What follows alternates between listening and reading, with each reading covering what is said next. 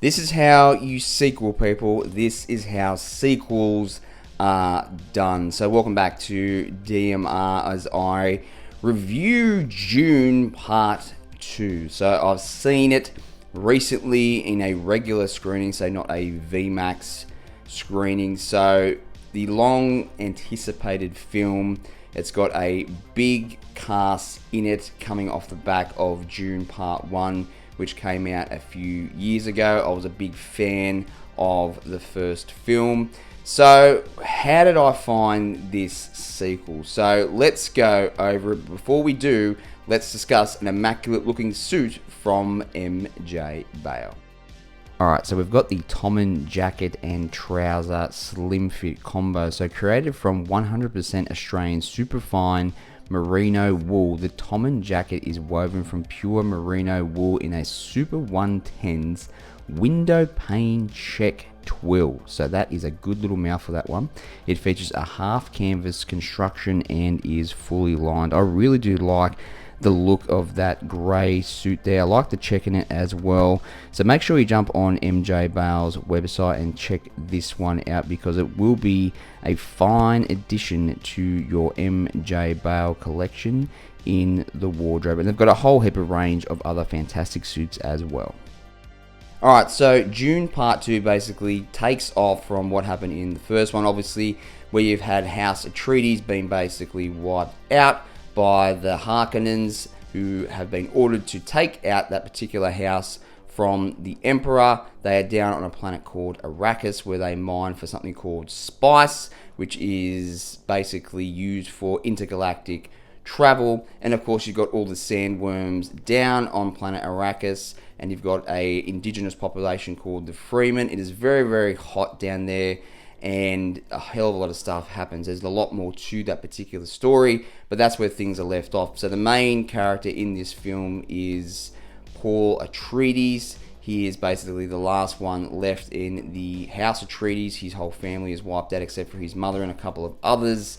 So the first film is definitely about a surprise attack, devastating up on the screen, and now the second film is about the rise of Paul Atreides with the indigenous people called the Freemen, and you've got him being a messiah type figure when it comes to what these indigenous people believe him to be. Some are very skeptical about it. However, we do start to see him evolve into this messiah throughout the movie. And I got to tell you, when it comes to sequels, you've got a few in the past that stand out, like Terminator 2, Judgment Day, and Aliens.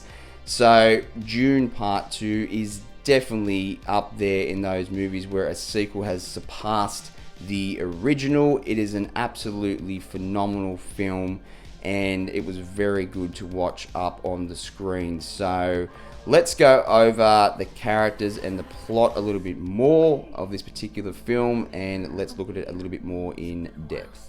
So this film is definitely about retribution. So we do follow Paul and his mother throughout the film, and he's learning all the ways of the indigenous people. We do see him in the trailer start to surf sandworms. That's what they do in this movie. They surf these big ass sandworms. There is one thing in the movie where I didn't quite understand how they did it, but there's a whole heap of people traveling on sandworms at one time. So it kind of didn't make sense to me how they have to basically lasso these things, yet they get multiple people on them. I'm not saying this is a pro or a con, I'm just pointing this out that it kind of didn't make sense to me. But anyway, I'm sure it's part of the books and the story. So the books basically came out in the 1960s, so well before Star Wars or anything like that. And the screen adaptation started in the 80s, I think it was. So getting back to the storyline, so we follow Timothée Chalamet as Paul Atreides rising up through the ranks of the indigenous people. They're attacking the Harkonnens when they're mining for spice. Very cool cinematography, very believable. It's a very industrial style movie. When I say that, it's not too spacey. There is that element in it, but it's not like Star Trek or Star Wars. It's a little bit more believable. It's set in the year 10,191, I think it is, if memory serves. So it is all very good to look at up on the screen, especially with the score behind it, with Hans Zimmer's score. This guy can do no wrong in terms of making that rise in your stomach in terms of what you're listening to as a battle scene goes on. It's an immaculate looking and sounding film, and I really did enjoy it, to the point where I've got to say that it's probably one of the best sequels that I've ever seen in my life. So in terms of newcomers in this particular film for actors and actresses, you've got Florence Pugh, who is the Emperor's daughter. She plays a really good role in this particular film as one of those galactic witches. I can't remember the name of them at this point in time, but she is very good in the film. Now, Austin Butler, this guy is nuts. This guy plays the perfect psychopathic space warrior, if that's what you want to call him. He plays a very good role. He is very interesting to watch up on the screen. He's very hard to look at because you know this guy is very, very bad news. You see in the trailer where they're duel in this big black and white gladiator type coliseum, and they're under what is called a black sun. That's why it's in black and white. So they used infrared cameras apparently when they were shooting this part of the movie where he's in there dueling people in this coliseum type thing. But he is an awesome addition into this particular film. I really did love his character. There are a fair few other newcomers in this film as well, but we've got a lot of the original cast returning to this film. So it was good to see all those people come back and reprise their roles in this. And as I mentioned, the film is very much about retribution. It's about revenge. It's about the Fremen basically rising up to power against an unstoppable force, which is the Harkonnens. And you see Timothée Chalamet at the helm of that and his transformation into this Messiah. And there's a lot of lore behind the particular tales about how this guy rises to power, and it was very cool to see all that up on the screen. So they didn't kind of skip that to where he transforms from basically Paul into this Messiah type character. It was all very well played out. So the character development was not rushed in this film. It all felt very authentic. It all flowed very, very well. And as I said, the cinematography, score, everybody's acting all ties together into this epic sci-fi battle that we see up on the screen, and it was an immaculate thing to watch. So my verdict for Dune Part 2. So the pros, again, acting phenomenal.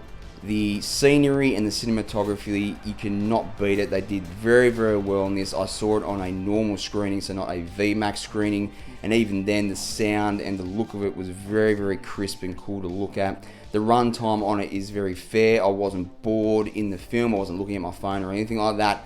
So it was very intriguing and it draws the viewer in.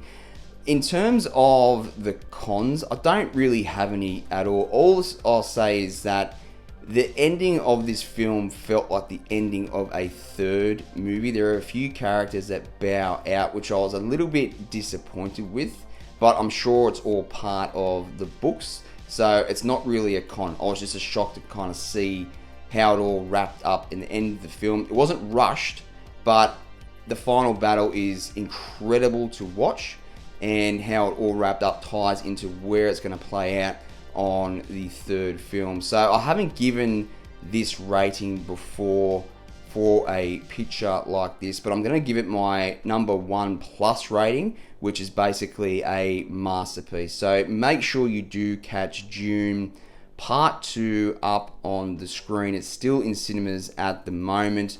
If you do catch it, make sure you try to see it in a VMAX screening. I saw it on a normal screening, as I mentioned, but this is definitely one to buy on 4K, 100%. Really loved it and look forward to seeing it again. So thank you for tuning into my review for Dune Part 2.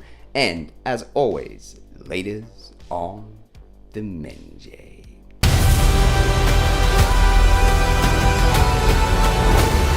This prophecy is how they enslave us!